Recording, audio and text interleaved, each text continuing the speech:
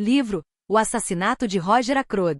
Autora: Agatha Christie. Capítulo 7. A profissão do meu vizinho. Na manhã seguinte fui fazer as minhas consultas com uma pressa deveras condenável, embora não tivesse casos graves a tratar. Quando voltei para casa, achei Caroline à minha espera. Flora está cá em casa, anunciou num sussurro. Disfarcei como pude a surpresa que tal visita me causava. Diz que tem pressa em falar-te, acrescentou minha irmã nervosamente. Já ali está há meia hora. Segui-a até a saleta. Flora sentara-se perto da janela, estava vestida de preto e torcia as mãos, tão brancas como o rosto anormalmente pálido. Contudo falou-me com firmeza. Venho pedir-lhe o seu auxílio, doutor. Estou certa de que meu irmão a ajudará, animou Caroline. Pressenti que não agradaria muito a Flora a presença de minha irmã, mas resignou-se. Peço-lhe, doutor, que me acompanhe à Vila dos Lariços. O convite era realmente estranho e Caroline especificou. A casa daquele estranho homenzinho. Exatamente, confirmou Flora. Sabem quem é, não é verdade? Julgo tratar-se de um cabeleireiro reformado, declarei arriscando um sorriso. Que está a dizer? Espantou-se Flora. É Hercule Poirot, o célebre detetive particular. Tem feito investigações prodigiosas como essas que vêm nos livros. Retirou-se, há um ano, da profissão e veio morar aqui. Meu tio sabia quem ele era, mas prometeu guardar sigilo, já que ele pretendia manter-se tranquilo. Essa é boa. Admirei-me. De certo que já ouviu falar dele, doutor? Realmente tive a ocasião de ler algumas referências a seu respeito, falei. Que coisa extraordinária, comentou Caroline, juntando as mãos de entusiasmo, mas parecendo-me secretamente desiludida por não o ter descoberto sozinha. E quer falar-lhe, Miss Ackroyd? Sondei calmamente. Certamente. Quer que investigue o crime, atalhou minha irmã, como que espantada com a minha falta de perspicácia. Mas não tem confiança no inspetor Davis? Perguntei. De certo que não tem, tornou Caroline a intervir. Eu também não teria. Disse-o com tanto calor que pareceria ter sido um tio dela. O assassinado. Pensa que esse detetive quererá ocupar-se da investigação? Inquiri. Não me disse que ele se retirou da profissão? É por esse motivo que quero persuadi-lo a ajudar-me. Acha que procede bem, Miss Flora? Perguntei. Não irá despertar. No seu lugar, interrompeu Caroline, eu faria o mesmo. Se não quiseres ir, eu própria acompanho a nossa amiga. Preferiria que o Dr. Shepard viesse comigo, respondeu Flora, sem recear melindrar minha irmã. O doutor é médico e foi a primeira pessoa a descobrir o corpo de meu tio. Poderá fornecer-lhe todos os pormenores. Sim, admitiu Caroline, contrariada. Após evidente hesitação aconselhei. Peço-lhe, Flora, que se deixe guiar pela minha intuição. Não chame esse homem. Acho que não deve intrometer-se nos seus assuntos de família. Sei por que me diz isso, respondeu a moça, mas é justamente por esse motivo que pretendo falar-lhe. O doutor receia que, mas eu conheço Rudolph melhor que o senhor. Rudolph? Estranhou Caroline. Mas que tem ele a ver com o caso? Nem eu nem Flora lhe prestamos atenção. Rudolph poderá ser leviano, prosseguiu Miss Ackroyd, pode noutros tempos ter feito uma série de tolices, mas nunca chegaria ao ponto de matar fosse quem fosse. Nunca pensei isso a seu respeito, defendi-me. Nesse caso, por que foi, ontem à noite, aos 3 javalis, depois de ter descoberto o cadáver de meu tio? Perguntou acusadoramente. Não soube que responder, pois pensava que essa minha diligência tivesse passado desapercebida. Como soube? Inquiri. Soube pelos criados que Rudolph se instalara nesse hotel e que o doutor foi lá esta manhã, explicou Flora. Não sabia que ele estava em Kings Abbot? Não, e até fiquei admirada. Perguntei por ele e responderam-me que saíra, ontem à noite, por volta das 9 horas, que não voltará a aparecer. Ao dizê-lo, fitou-me desafiadoramente. De resto, não era obrigado a voltar lá, prosseguiu emocionada. Pode ter regressado a Londres por qualquer razão que ignoramos. Sem retirar as malas? Estranhei. Deve haver uma explicação para isso, teimou Flora, batendo o pé na alcatifa. E é por isso que pretende falar com Poirot. Não acha preferível deixar correr os acontecimentos?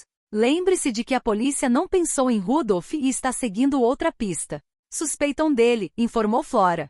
Ainda hoje chegou o inspetor Raglan de Cranchester, um homenzinho odioso, inquisidor. Esteve no 3 Javalis antes de mim. Estou certa de que suspeita de Rudolph como autor do crime. Davis pensa que foi Parker, informei. Estranho que a polícia tenha mudado de opinião, de ontem para hoje. Parker? Que disparate! Gargalhou minha irmã. Flora levantou-se, pôs-me a mão no braço e pediu-me. Venha comigo, doutor. Vamos falar imediatamente a Mr. Poirot. Ele saberá descobrir a verdade. A ideia desagradava-me profundamente. Como reagiria Davis àquela intromissão de um detetive estrangeiro? Acha que convém realmente descobrir a verdade? Inquiri significativamente. Estou certa de que Rudolph é inocente, respondeu Flora. Caroline interveio, desesperada por estar calada tanto tempo. É possível que Rudolph tenha sido um tanto quanto perdulário, mas é um bom rapaz e extremamente afável. Nada tem de criminoso. Noutras circunstâncias teria objetado a minha irmã que muitos criminosos parecem pessoas encantadoras. Visto que Flora estava decidida, resolvi sair imediatamente com ela, antes que Caroline nos falasse de outra das suas convicções. Uma velha com uma enorme touca bretã veio abrir-nos a porta da Vila dos Lariços. Introduziu-nos numa saleta invulgarmente arrumada como se ninguém a habitasse. Momentos depois, apareceu o meu recente amigo da véspera. Doutor, saudou ele, em francês, Miss Ackroyd. Deve ter ouvido falar da tragédia de ontem, preambulei. Certamente. Que coisa horrível. Lamento muito, Miss Ackroyd. Acrescentou virando-se para Flora. Miss Ackroyd pretendia que o senhor, comecei. Peço-lhe que descubra o assassino, interrompeu ela. Mas a polícia já está em campo, observou o homenzinho. Pode errar nas suspeitas, objetou Flora. Suplico-lhe que nos ajude, Mr. Poirot. Se trata de uma questão de dinheiro. O detetive levantou os braços para o teto, repudiando a ideia. Não, Miss Flora. Não quero dizer que o dinheiro me cause repugnância. Pelo contrário, sempre dei a ele o devido valor. Mas se tiver de encarregar-me desse caso, teremos de assentar uma condição essencial. Irei até ao fundo da questão. Um bom cão de caça nunca abandona o rastro da presa. E pode dar-se o caso de Miss Ackroyd vir a arrepender-se desta sua diligência. Por que não deixa o assunto nas mãos da polícia local? Quero saber a verdade, teimou Flora, fitando-o determinada. Toda a verdade? Seja ela qual for. Nesse caso, estamos de acordo, concedeu Poirot. Exponha-me então todos os pormenores. Seria preferível que o Dr. Shepard lhes expusesse. Sabe mais do que eu. Narrei todos os fatos que já mencionei, terminando a minha história na altura em que Davis e eu tínhamos deixado a Vila Fern na noite anterior. E agora pediu Flora, conte o que sabe acerca de Rudolph. Hesitei, mas ela impeliu-me com um olhar imperioso. Obedeci. Soube que o doutor foi ontem à noite ao Hotel Três Javalis, disse Poirot. Quer dizer-me, qual o motivo exato dessa sua diligência? Pensei que devia avisar o rapaz do que acontecerá, já que só eu e Mr. Ackroyd sabíamos que ele se encontrava ali hospedado. Poirot aprovou, com um lento menear de cabeça. Naturalmente, mas foi esse o único motivo que o levou ao hotel? O único, respondi categoricamente. Não teria sido para assegurar-se do paradeiro do rapaz? Assegurar-me? Quero dizer que teria sido para si um alívio assegurar-se de que o capitão Patton permanecerá toda a noite no hotel. Não foi esse o motivo, contrariei. Poirot sacudiu a cabeça gravemente. Lamento que o doutor não me dispense a mesma confiança que Miss Ackroyd, observou. Não importa. O que interessa é averiguar por que razão o capitão Rudolph Patton desapareceu em tão estranhas circunstâncias. Talvez a explicação seja até muito simples. É o que tenho dito, interveio Flora animosamente. Poirot não insistiu mais no assunto e propôs que fossemos até ao posto da polícia local. Preferiu que Flora regressasse à casa e que só eu o acompanhasse. Encontramos ali o inspetor Davis com ar preocupado, acompanhado do intendente da polícia do distrito, o coronel Melrose, e de um outro indivíduo que, pela descrição de Flora, identifiquei como sendo o inspetor Raglan de Cranchester. Como conhecia bem o coronel Melrose, apresentei-lhe Poirot e anunciei-lhe a nossa pretensão. O intendente mostrou-se contrariado e Raglan assumiu um ar sombrio, enquanto Davis parecia deveras satisfeito com o desagrado que a intervenção de Poirot causava aos outros. O caso parece-me de uma simplicidade elementar, declarou Raglan. Não vejo necessidade de virem amadores meter o nariz neste assunto. Qualquer imbecil, mesmo ontem à noite, poderia ter visto como estavam as coisas, sendo desnecessário terem se perdido 12 horas preciosas. Lançou um olhar furioso a Davis, que o recebeu com perfeita imperturbabilidade. De certo que a família Ackroyd fará o que entender, disse o coronel Melrose. Contudo não. Permitiremos que se criem obstáculos às investigações policiais. Devo dizer, acrescentou, cortesmente, que não ignoro a grande e justificada fama de Mr. Poirot. Sim, comentou Raglan assiduamente, mas a verdade é que a polícia oficial não pode andar a fazer propaganda nos jornais daquilo que todos consideram ser a sua obrigação. Foi Poirot quem salvou a situação. Retirei-me da ação e não tencionava ocupar-me de novos crimes. De resto, Não quero publicidade e desde já exijo, caso venha contribuir de qualquer modo para a solução do mistério, que o meu nome não seja mencionado. A fisionomia de Raglan desanuviou-se um pouco. Tenho tido conhecimento de alguns dos seus êxitos realmente notáveis, apreciou o coronel. Neurose. Pratiquei muito, disse Poirot, mas a maioria dos meus êxitos deveu-se ao concurso da polícia. Nutro a maior admiração pela polícia inglesa. Se Mr. Raglan quiser aceitar a minha colaboração, ficarei verdadeiramente honrado. A expressão do inspetor melhorou sensivelmente. Entretanto, Neurose chamara-me de parte e confidenciou-me. Ouvi dizer que este homenzinho tem operado verdadeiros milagres. Não queremos recorrer à Polícia Central de Londres. Raglan entende não precisar da Scotland Yard para nada e está cheio de autoconfiança. Eu já não sinto o mesmo. Conheço melhor do que ele os elementos deste jogo. Se este sujeito belga está disposto a auxiliar-nos discretamente, não vejo o menor inconveniente. Que lhe parece? Só contribuirá para a maior glória do inspetor Raglan, sentenciei solenemente. Bem, disse o coronel, já de bom humor. Levantando a voz prosseguiu. Temos, pois, de expor-lhe, Mr. Poirot, os resultados das últimas investigações. Obrigado, agradeceu o detetive. O meu amigo Dr. Shepard disse-me que as suspeitas incidiam sobre o mordomo Parker. Suposição absurda, criticou vivamente Raglan. Esses criados são facilmente impressionáveis e tornam-se suspeitos pelas suas atitudes. E quanto às impressões digitais? Insinuei. Nada tem a ver com Parker, declarou Raglan, nem com ele nem com Mr. Raymond. E com as do capitão Rudolph Patton. Interessou-se Poirot. Senti uma secreta admiração pela maneira como o detetive belga agarrava o touro pelos cornos. Na expressão do inspetor notei também um clarão de respeito. Vejo que será agradável trabalhar contigo, Mr. Poirot, disse Raglan. É um verdadeiro profissional. Logo que possível verificaremos as impressões digitais de Rudolph. Está enganado, advertiu o coronel Neurose. Conheço Rudolph Patton desde criança e sei que jamais cometeria um crime dessa natureza. O inspetor encolheu os ombros com indiferença e limitou-se a dizer: é possível.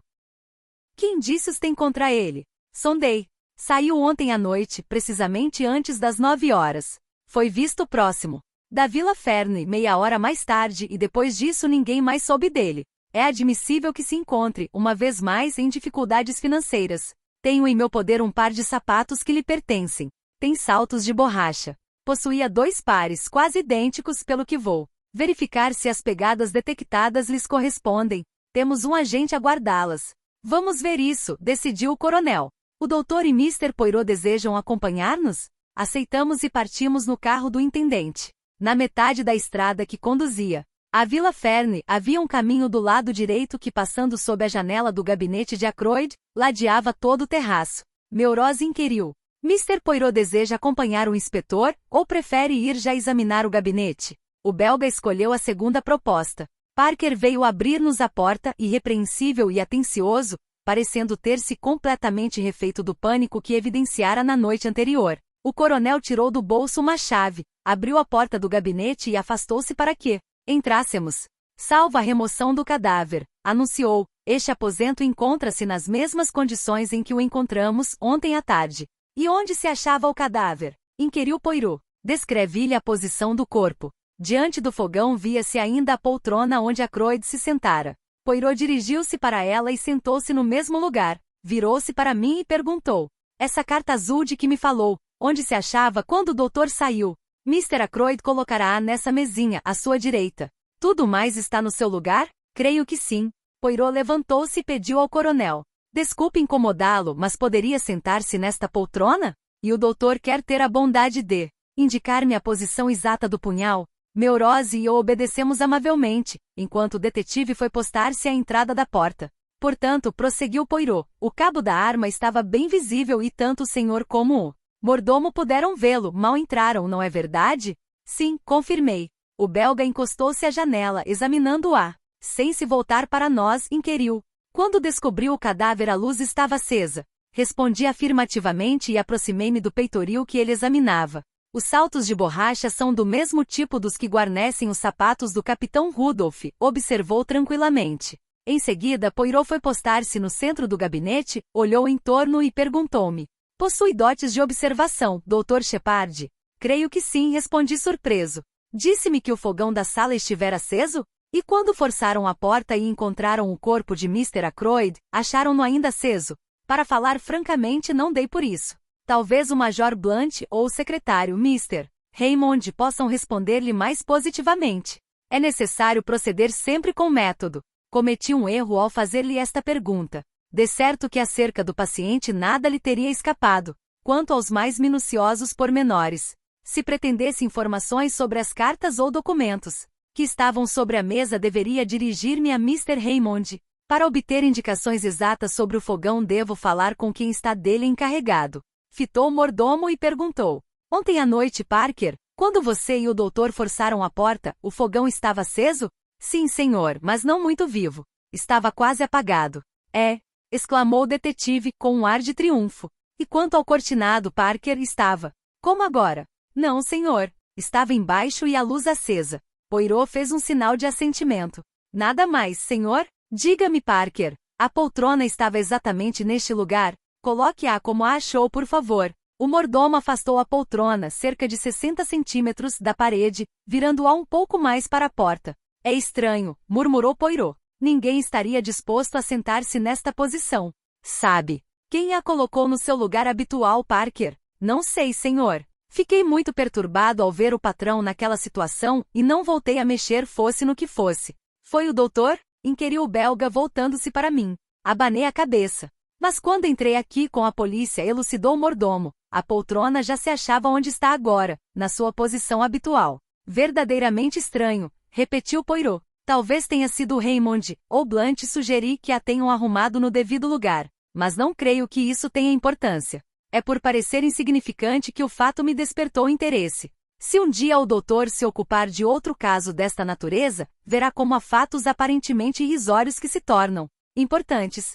Entretanto, o coronel Melrose afastara-se com Parker para a sala contígua. O belga continuava a dissertar, e verá que todas as pessoas ligadas à vítima terão qualquer coisa a ocultar em relação a esta. Eu também? Perguntei, sorrindo. Calmamente, Poirot respondeu. Creio que sim, doutor. É uma regra. Mas comecei eu a protestar. Disse-me tudo a respeito do capitão Patton?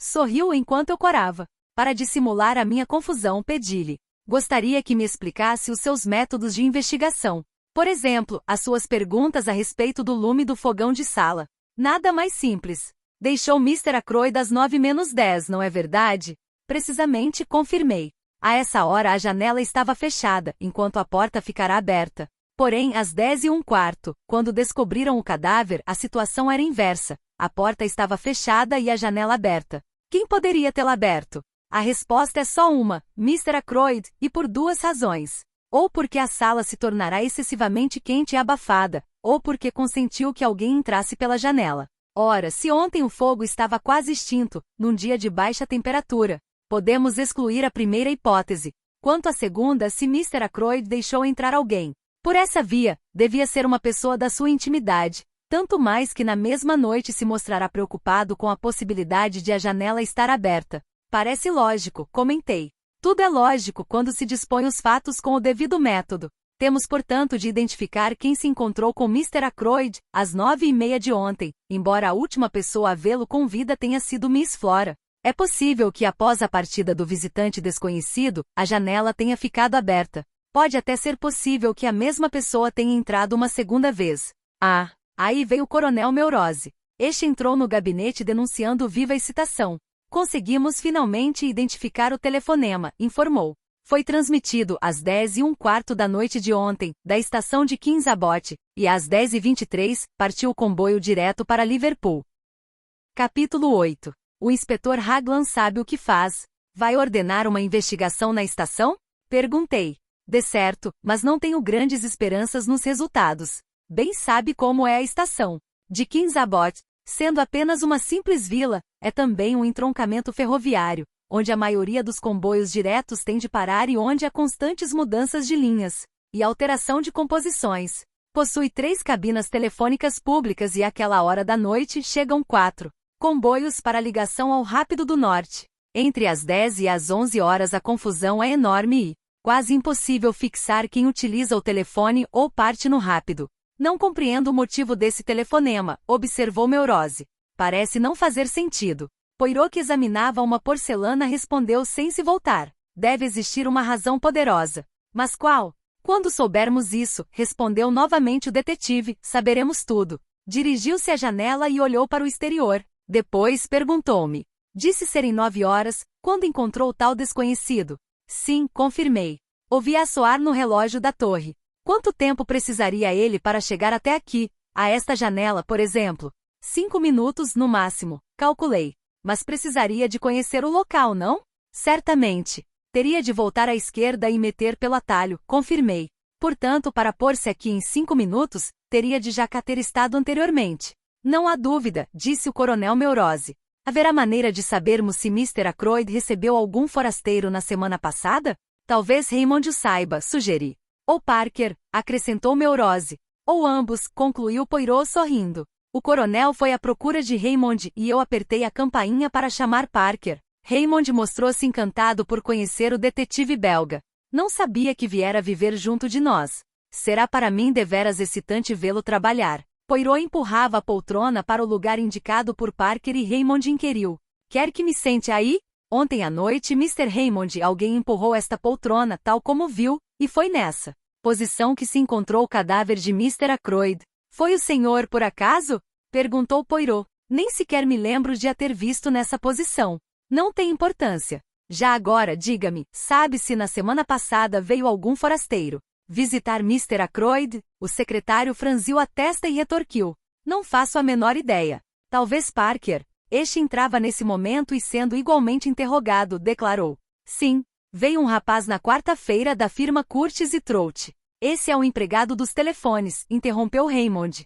Não é de certo o indivíduo que Mr. Poirot procura. Mr. Ackroyd pretendia adquirir um desses aparelhos que facilitam muito o serviço. Virando-se para Parker, o detetive sondou. Como era esse rapaz? Loiro e de baixa estatura, mas vestia elegantemente para sua posição. Lembro-me, senhor, que trazia uma camisa azul. Voltando-se agora para mim, Poirot perguntou. O desconhecido que viu o doutor era alto, não é verdade? Sim, cerca de 1,80 m.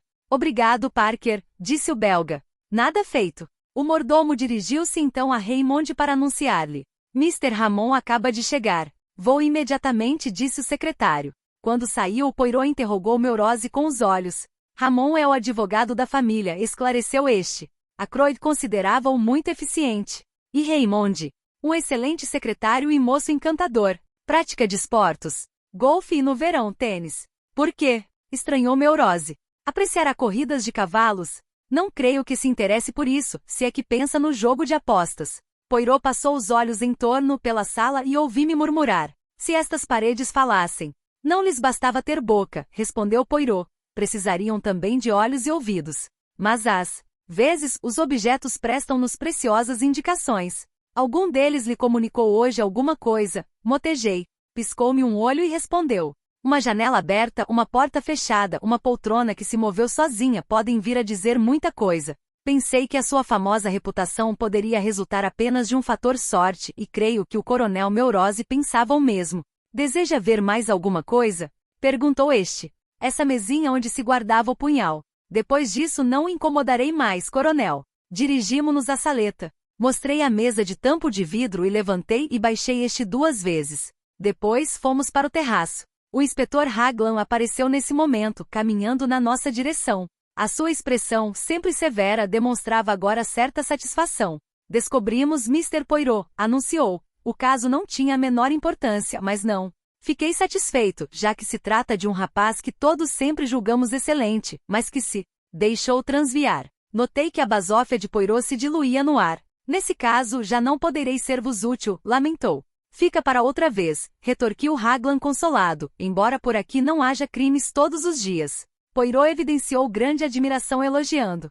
O senhor foi de uma rapidez maravilhosa. Posso perguntar-lhe como conseguiu? Certamente. Com método, e isso é tudo. É o que sempre digo, método e matéria cinzenta. Que é isso de matéria cinzenta? A das célulazinhas cerebrais, esclareceu Poirot. Ah, pois. Também por cá sabemos servir-nos disso. Sem falarmos da psicologia do crime, não é verdade? Vejo que o senhor também sofreu toda essa influência da psicanálise. São um monte de teorias idiotas que só complicam o sistema. Eu sou um homem simples e não preciso disso para nada. Vou dizer-lhe como procedi. Mr. Ackroyd foi visto vivo, pela última vez por sua sobrinha, Miss Flora, às 10 menos um quarto. Para já a circunstância número 1, não é verdade?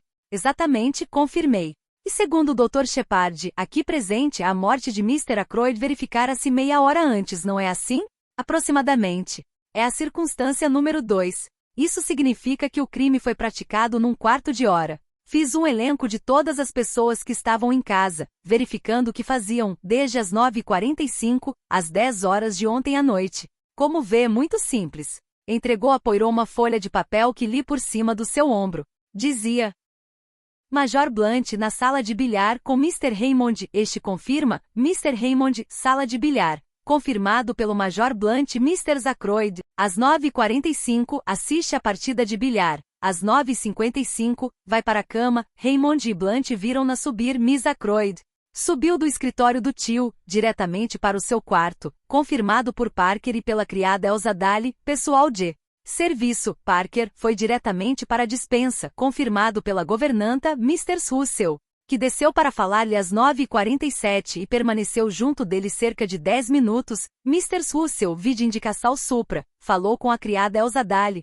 Às 9h45, Elsa Daly achava-se no andar superior, onde foi vista por Mr. Russell e por Miss Flora Ackroyd. Ursula Bourne, criada, permaneceu no quarto até às 9h45, após o que se dirigiu para as dependências de serviço. Emma Cooper, cozinheira, esteve sempre nas dependências de serviço. Mary Tripp, criada. Idem, nota, a cozinheira está na vila há 6 anos, a primeira criada, há 18 meses, Parker, há pouco mais de 1 ano. Os outros estão há pouco tempo. Exceto Parker, que demonstra um comportamento um pouco ambíguo, todos os restantes parecem pessoas de bem. É um elenco completíssimo, apreciou Poirot devolvendo o papel. Estou plenamente convencido de que não foi Parker quem cometeu o crime. Minha irmã também é dessa opinião, intervi, e geralmente acerta. Ninguém fez caso do que eu disse. Agora um ponto importante. A porteira Mary Black, ontem à noite, quando baixava os cortinados das janelas, viu Rudolph atravessar o portão e dirigir-se para a vila.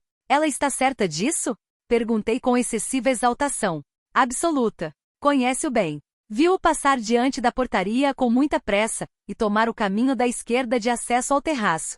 Que horas eram? Interessou-se Poirot. 9h25, exatamente, respondeu o inspetor. Após alguns segundos de silêncio meditativo, Raglan prosseguiu. Agora tudo é claro, visto que todas as circunstâncias se combinam. Às 9h15, o capitão Rudolph Patton é visto passar diante da portaria. Às 9h30, aproximadamente, Mr. Raymond ouve alguém no escritório pedir dinheiro a Mr. Ackroyd, que ele o nega. Que aconteceu depois disso? Pois bem, o capitão sai por onde entrará, ou seja, pela janela. Passeia pouco desiludido pelo terraço e aborda a janela aberta da sala. São cerca das 9h03. Miss Flora está a desejar boa noite ao tio. O Major Blunt, Mr. Raymond e Miss Ackroyd encontram-se na sala de bilhar. A sala está portanto vazia.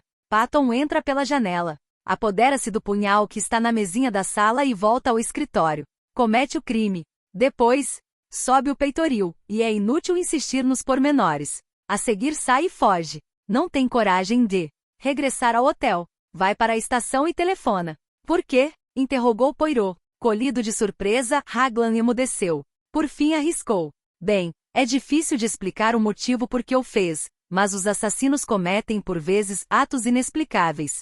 Os mais espertos de entre eles têm caído em erros verdadeiramente tolos.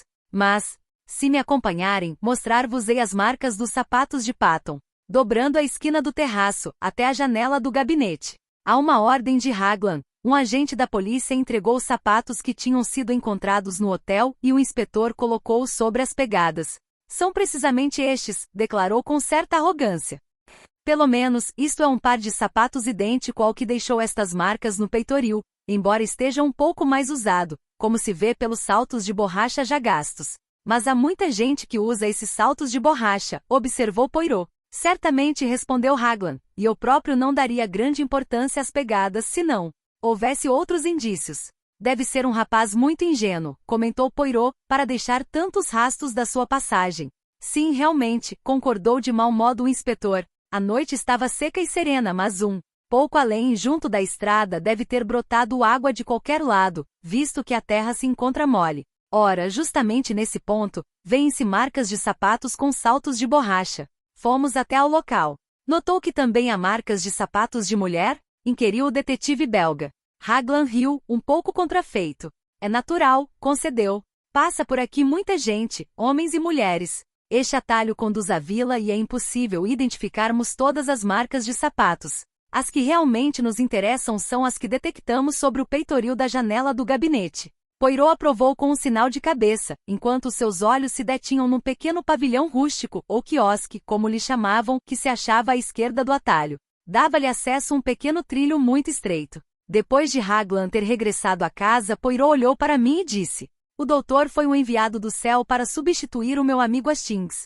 Piscou-me um olho e continuou: "Quer vir comigo investigar aquela espécie de quiosque?" Fomos até lá e abri a porta. A luz no interior era insuficiente. Viam-se um par de assentos rústicos, um jogo de croquet, e várias cadeiras de viagem dobradas. Admirei-me de ver o meu novo amigo pôr-se de gatas e apalpar o chão com as mãos. Por fim, tornou a erguer-se manifestando um certo desagrado. "Nada", confessou. "Mas podia ter sido muito importante." "O quê?" Interessei-me. Abriu a mão e mostrou-me um pedaço de tecido engomado. Peguei-lhe, examinei-o e devolvi-lhe.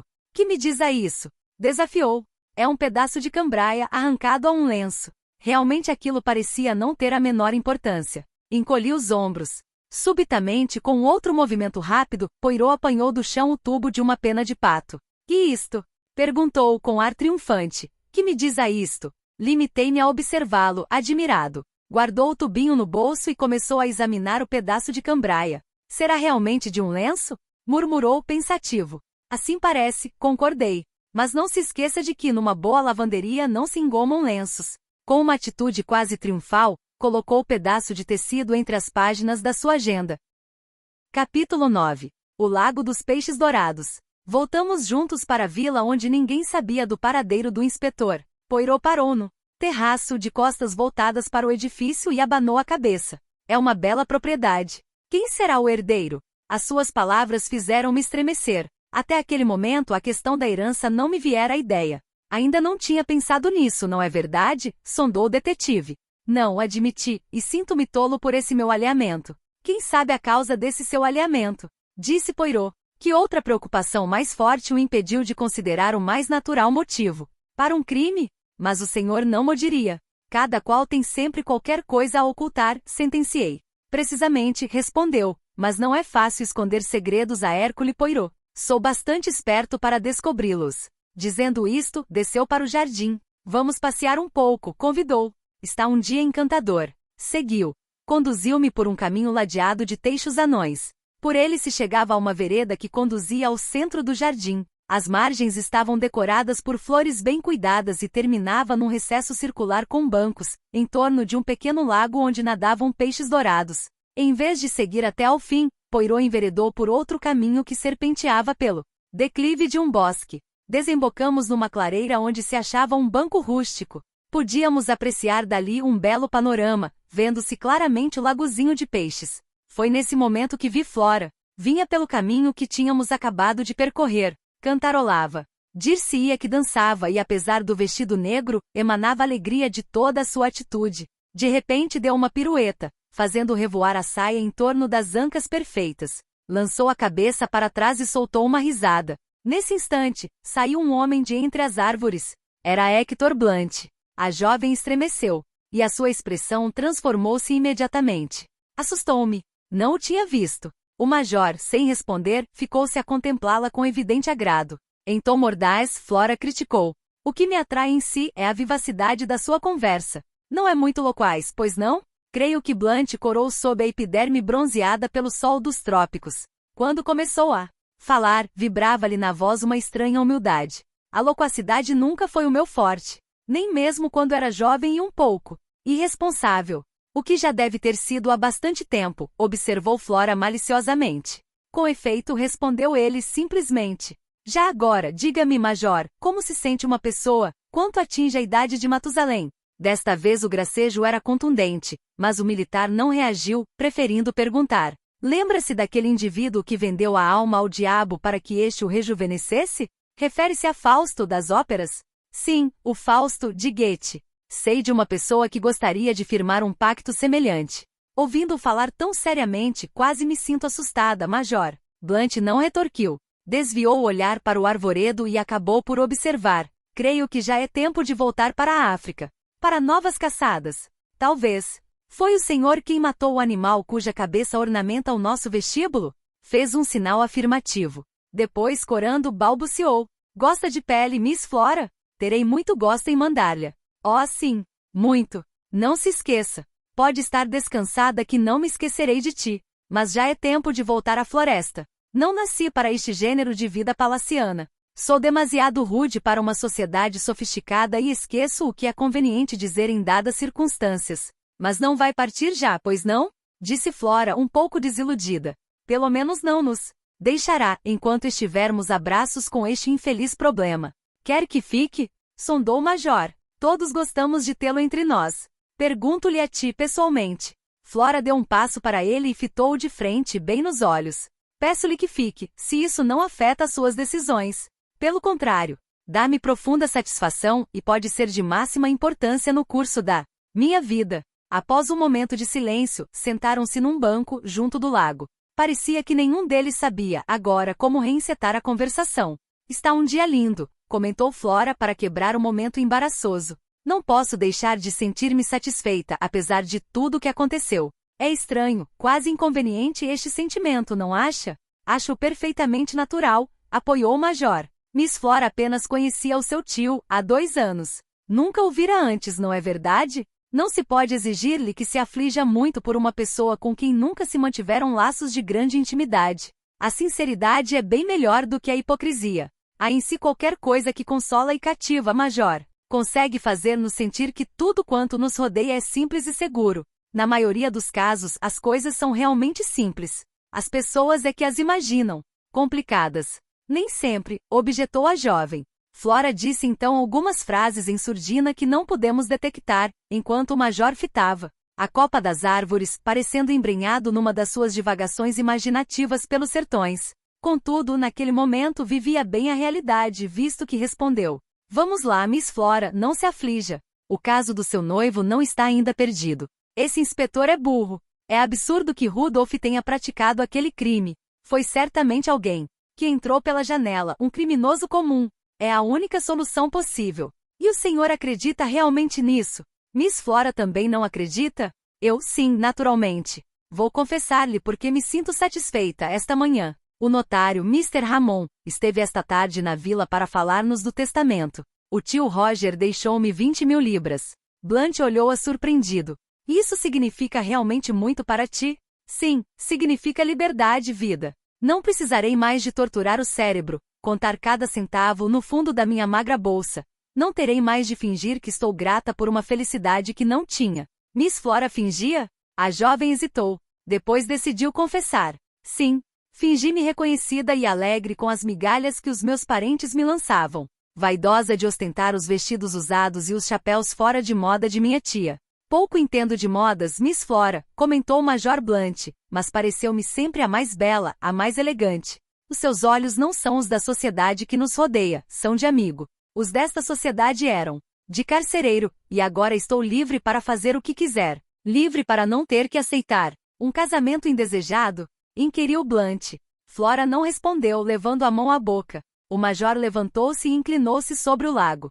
Subitamente, introduziu a ponta da bengala na água. Que está a fazer? Interessou-se Flora, recompondo-se da emoção. Vi uma coisa a brilhar lá no fundo. Pareceu-me um alfinete de ouro. Talvez a coroa que Melisenda viu no fundo das águas. Melisenda, repetiu o Major, em surdina. Ah, já sei. Refere-se à da ópera? Flora sorriu e ele correspondeu, mas com certa amargura. A jovem Melisenda que casou com um homem que poderia ser seu pai. Terminou ele. E foram muito felizes, como nas histórias infantis. Blunt fitou-a gravemente e inquiriu. Posso ser-lhe útil, Miss Ackroyd? Quero dizer, posso fazer algo em favor de Patton? Imagino. Como deve estar inquieta. Obrigada, Major, respondeu Flora friamente. Rudolph nada tem a recear. Sei que está inocente e entreguei-me nas mãos do mais hábil detetive do mundo. Estou certa de que Mr. Poirot descobrirá a verdade. Bastar-nos-ia termos levantado a cabeça, Poirot e eu, para que eles nos tivessem visto. Pessoalmente não o fiz, porque o meu amigo belga mo impedira, em nome dessa mesma verdade que intentava descobrir. Obrigou-me a uma imobilidade, incômoda por indiscreta, e eis que foi ele próprio quem subitamente se ergueu, levantando um braço.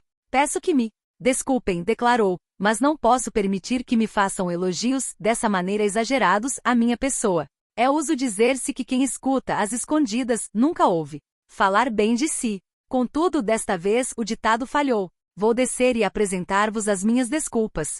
Apressei-me a acompanhá-lo e alcançamos o par, junto do pequeno lago. Mr. Hercule Poirot, apresentou Flora. O Major Hector Blunt. De certo já ouviu falar dele. O detetive inclinou-se numa vênia. Conheço o Major Blunt de fama, respondeu Poirot cortesmente. Sinto-me honrado por falar-lhe pessoalmente e particularmente satisfeito por ter oportunidade de solicitar-lhe algumas informações. Blunt fitou-o com uma expressão reservada e ao mesmo tempo interrogativa. Quando viu pela última vez Mr. Ackroyd com vida? Ao jantar. Depois disso não voltou a vê-lo? Não o vi, mas ouvi-lhe a voz. Como aconteceu isso? Enquanto passeava no terraço sob a janela do gabinete. Desculpe-me a quase impertinência das minhas perguntas, mas... a que horas ainda o ouviu falar? Cerca das 9h30. E não viu mais ninguém no exterior? Pareceu-me ver uma mulher desaparecer entre os arbustos. Uma mulher? Bem, um vulto branco. Se não era um fantasma, devia ser um vestido feminino, deslocando-se para lá da folhagem. Foi nesse momento que ouvi a voz de Roger falando com o seu secretário. A Mr. Raymond. Assim pensei, embora agora saiba que devo ter me enganado. Mr. Ackroyd não chamou o secretário pelo nome? Não. Nesse caso, por que pensou que fosse ele?